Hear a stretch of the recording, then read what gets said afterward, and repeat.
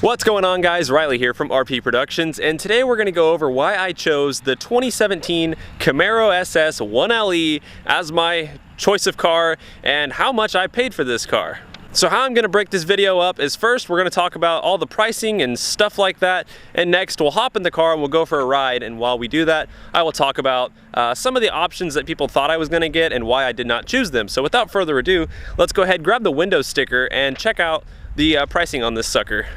Now the car may look clean at first glance, but it's actually not, and unfortunately last night I woke up at about 5:30 in the morning to the sound of hail hitting my window. So last night it did hail on me, and the car was parked outside, but fortunate enough for me, the car has zero damage, which is great. I was a little bit worried when I woke up this morning. So the car's all good, but it is a little bit dirty. Now, let's go ahead and pull out the window sticker on this sucker. Now as you see right here, come on, focus. The total vehicle price on this specific car is $46,560, which is pretty much the same as like an optioned out Camaro 2 SS. However, this is a 1 SS with the 1LE package. Now, right there you can see everything that came with the 1LE package. Now, one thing I forgot to mention was it does have the heads-up display and that little front little splitter that's on there. I think those were the only two things I forgot to mention in the first video. And then also it came with these worthless options such as a cargo mat, the battery protection package, a chrome wheel locks, and a 1LE hash mark. So here's that $85 of the 1LE hash mark. Now at first I didn't like it, but now it's actually grown on me and I kind of do like it. So you guys let me know what you think. Should I keep it or not? No, damn it. But basically when you add up all those worthless options, it's like $465 that I really didn't want to spend. However, this was the only 1LE within 250 miles of me. These cars are actually more rare than the ZL1s right now. When you go to like cars.com or Car Gurus, it's really hard to find these. They're just very, spread out across America. However, the new ZL1s, they're actually pretty obtainable. You can find them at a lot of dealerships around the country. So this car actually is, crazy enough to say, but it's more rare than a $65,000 ZL1, while this is a 1LE at only $46,000. So here's the rest of the window sticker for those of you who are interested in wondering what it is. The gas mileage should be relatively the same as my previous Scat Pack. And yeah, there it is for all who were, for all who were wondering. So for those of you who remember, my Scat Pack had almost the identical window sticker price as this car did. Got a few thousand off of that. Long story short, I lost $8,000 over owning that car for 9 months. That's with trading it into the dealership for this car. Now you may be asking yourself, well, how much did you pay for this car, Riley? If it's $46,000, well, $46,500 on the window sticker, what did you walk out the door paying? Well, before tax, title, and all that, random dealer add-on fees and all that stuff, I was able to get this car down to around $42,000, a little bit over $42,000, which is an incredible deal for this car. Thankfully, the dealer had a bunch of rebates going on. It was end of the year stuff, so I picked a really good time to buy a car.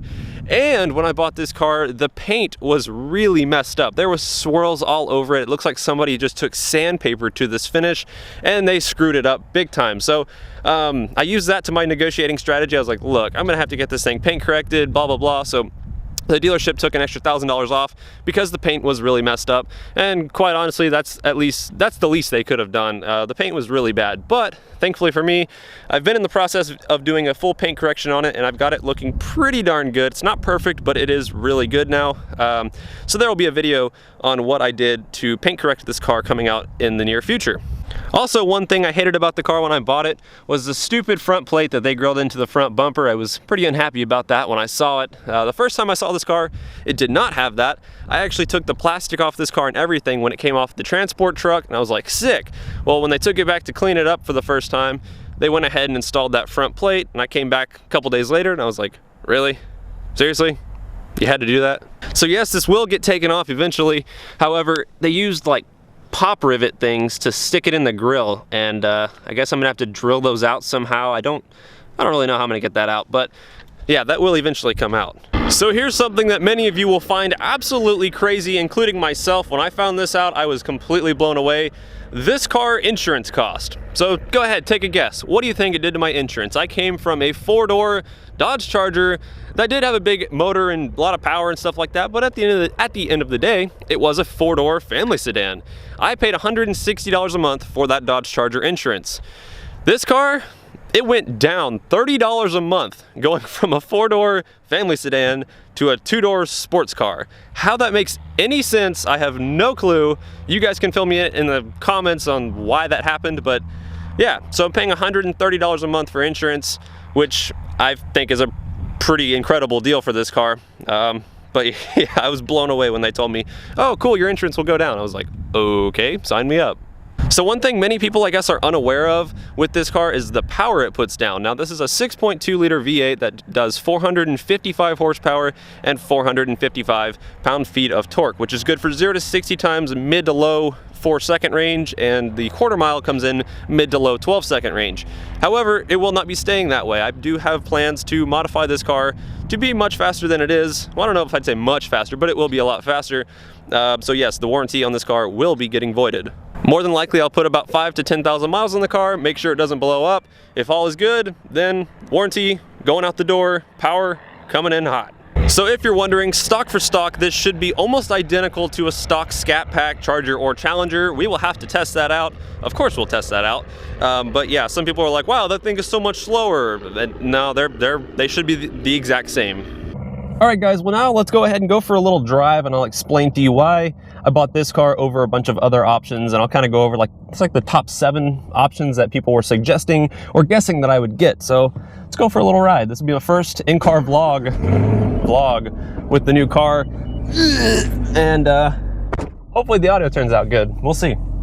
So now the number 1 car everybody seemed to think I was going to get was a Mustang. I think probably the number 1 guess was everybody thought I was going to get a GT350, just since I loved driving that car so much when I did the review on it. And I did. I love that car. That's a great car. However, the price tag on this car is $46,000. The price tag on one of those cars is $62-ish thousand.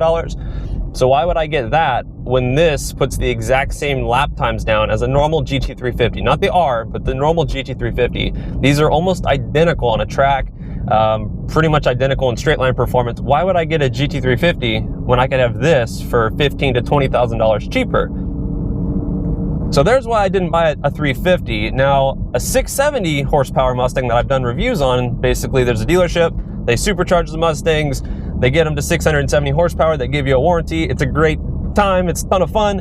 Why didn't I get one of those? Well, the more I've done these car reviews, the more I enjoy cars that make me feel happy, and the more I kind of like these more balanced cars. Now, that is a really fun car to drive, don't get me wrong. However, there's just something about this car. When I first drove it, I loved it so much, which you guys will soon find out after making a lot of videos with this car. This car is so much fun to drive. There was just something about it. I've always said, go out and buy the car that makes you the happiest and that you enjoy the most. And for me, that was just this car. Straight line power is great and all, but that's not everything when it comes to buying a car. Buy the car that makes you feel the happiest and that you enjoy driving the most. I enjoyed this more.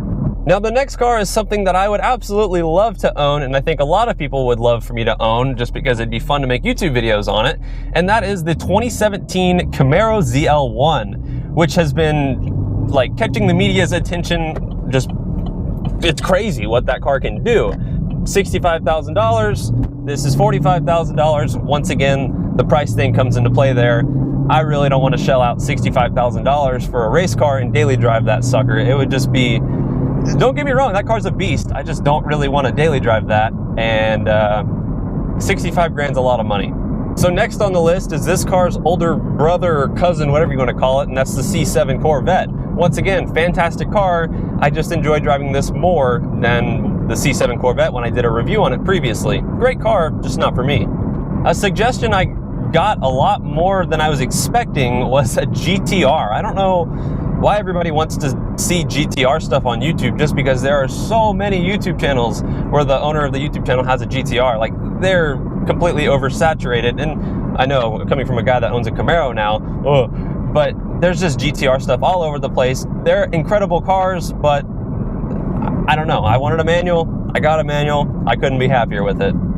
Also, a GTR is way more expensive than this.